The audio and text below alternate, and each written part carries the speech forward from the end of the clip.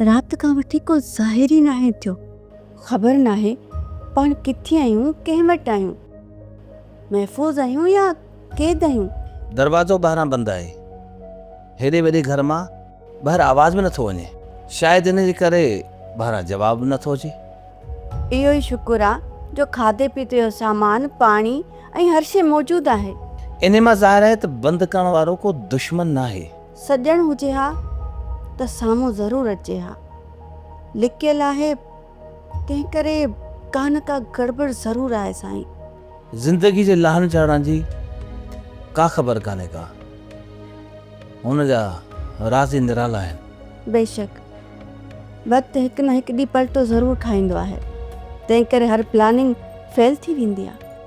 तव्हां असांखे हथियार हलाइण सेखारिया, मुश्किल वक़्त में दुश्मन जो मुक़ाबिलो करणु सेखारियो, पर हिन वक़्तु सभु बेकार आहे साईं।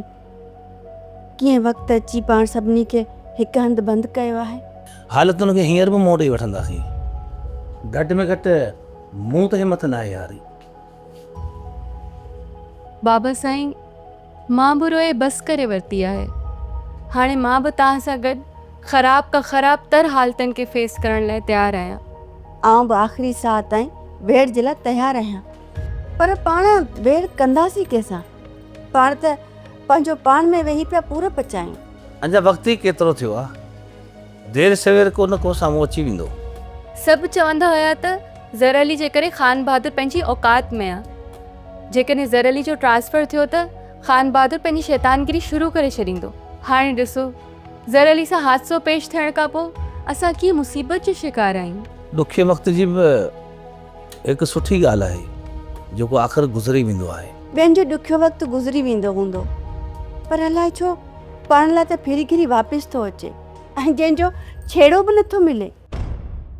सोप सीरियल वेरन जी वस्ती तमाम एपिसोड्स ॾिसो HD क्वालिटीअ में। विजिट करियो असांजो YouTube channel Sindh TV HD drama. Subscribe कयो असांजो official YouTube channel Sindh TV HD drama ऐं वधीक अपडेट लाइ बेल आइकन खे क्लिक करियो।